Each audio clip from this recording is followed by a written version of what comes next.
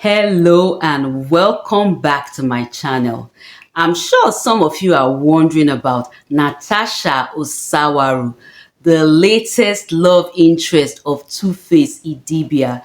I'm sure some of you are curious. You want to know more about her, the family she comes from. You want to know a bit more about people from that part of the country, how they behave, what inspires them, what informs their decision. So if you are curious about any of that, stick around and I'll tell you after this time out. So don't go anywhere. I'll be right back. For any of you who might be wondering, I was born in Edo State. So when I tell you that I know a bit about the traits of people from Edo State, I mean what I'm saying. And before I start, I just want to make a disclaimer here. I love people from Edo State. In fact, I feel like I'm an Edo State citizen, indigene sometimes. I'm actually not from Edo State, but because I was born there and I connect so much with that city, sometimes I even forget that I'm not from Edo State. So I'm not talking now from a place of disdain. It takes boldness to do certain things. And one thing I know is that the average Edo woman, the average Benin woman is very bold. Yes, Edo people. That's why you have people very bold like Aisha Yusufu. Aisha Yusufu is a very bold person. Yes, that's why you have people like Joy Isi Bewaji. She's a very outspoken person. You also have people like Adesuwa Oyenekwe. Yes, she's from Edo State. So Edo women are in general, they are very strong, they are very formidable, they don't like being oppressed, they go after what they want, they are bold and they are confident. So this is a characteristic they have. I don't know Natasha personally, but I can tell you that Natasha is a strong and a bold Edo woman. Now, the first time I came across the name Natasha Akpoti was when, sorry, not Akpoti, I'm so sorry, Natasha Osawaru was when she was going for the position she holds right now. Yes, because she comes from a very prominent family. I'll tell you a bit about the family soon. So the family, they own the independent television, ITV in Benin, and I think they're also in Abuja here.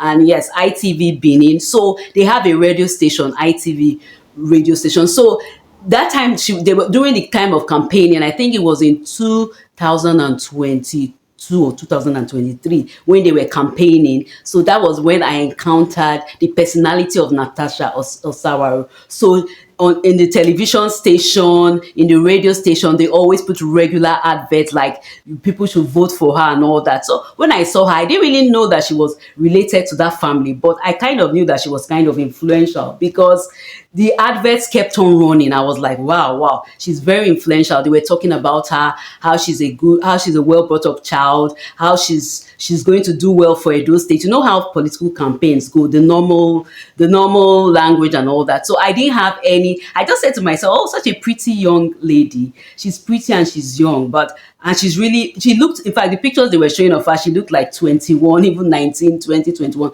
So in my mind, I was like, oh, this is a university student, Uniben student. So I just felt, okay, a small child, but she must be connected. You know how politics works in Nigeria.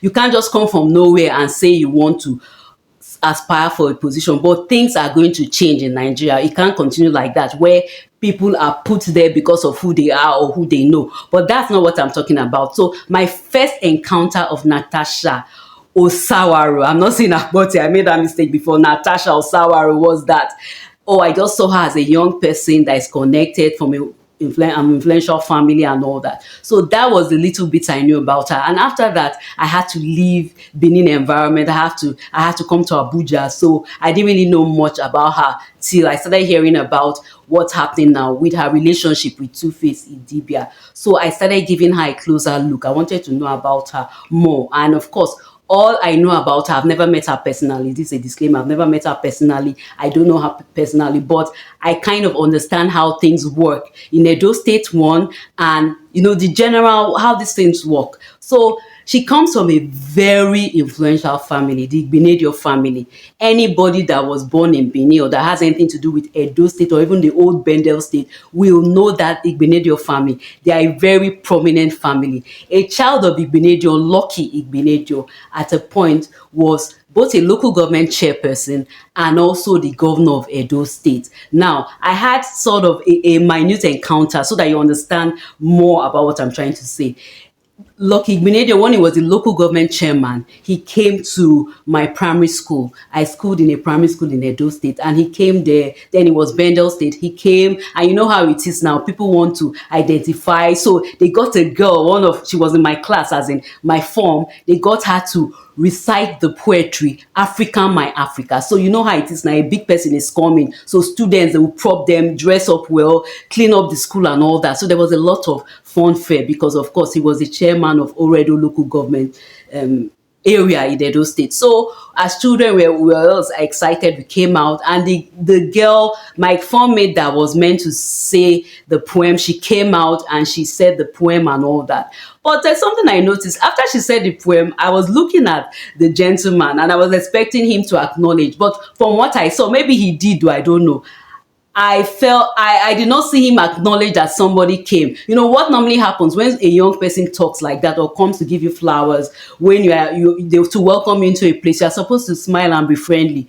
But I didn't really see that. But maybe he smiled, I didn't notice. He frowned. Even as young as I was like, this is not really nice. He frowned. He did not just show any kind of acknowledgement that somebody even said anything. But anyway, but that is not to say that is not to connect it to the personality of neither Natasha nor Lucky. We all have our days when we are not in the mood to be smiling and all that. But that family is a very prominent family in Edo State, the Igbenedion family. So they have connection, they have all the razzmatazz, they have the wealth, they have a patriarch by the name of Gabriel Igbenedion, and he's alive and well, I think, today healthy. So he's a very prominent family. That is just one thing I want to say. So Natasha Osawaru has a history of being from a very influential, well-to-do family. And you know, in this part of the world, especially in Nigeria, we often see that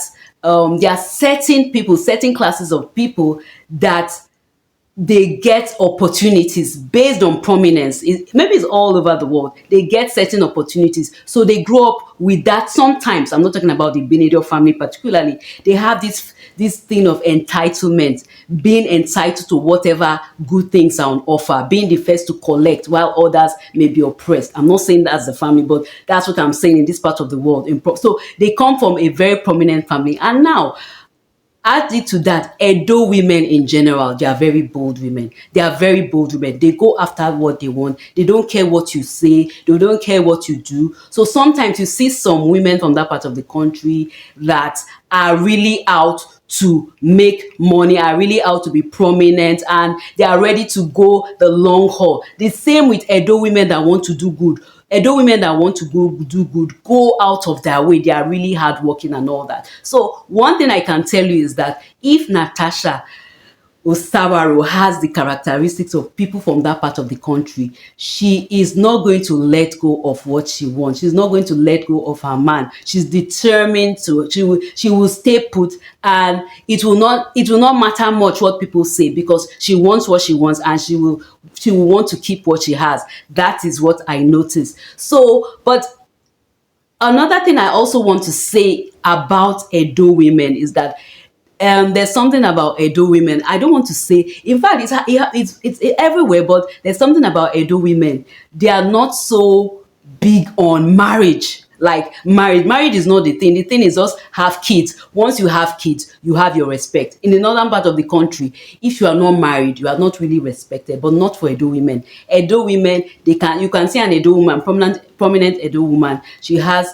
kids, from different men, influential men. She will be given as much respect as someone that is married. So when it comes to that, Edo women don't really send. They just have children and they get on with their lives. So that is another thing we have to know. So Natasha and Tuface as a couple, I will say they started on a very shaky note. Because when you look at the history of Tuface and and Idibia. Yes, it looks as if Annie Idibia has moved on, but they have a history, a long history from a very long time. They have a strong history, and it will take a lot for a woman to shake that history. Forget about the external. Sometimes couples get tired, they want something new, but history is history, and they have kids together. Once you have a child with a man or a woman, you have history with them. You can't just up and leave. There's a connection. They will always be connected. And is Natasha Osawaru, is she strong enough to oppose it? Is she strong enough to face that history, to face that connection that Two-Face and Anne has? They will have to go, because Two-Face, people know him to be a responsible father. He's always trying to be there for his children. So there will be times that you want to visit Anne because of the children. Will Natasha be strong enough to face that? Time will tell. But from what I know, an Edo woman doesn't give up easily. So I don't see Natasha Osawaru giving up anytime soon. So I'd like to know what you think on comments about the relationship between Two-Face and Natasha Osawaru. So till I see you in the next video where I talk about something that is equally interesting, take care and stay cool.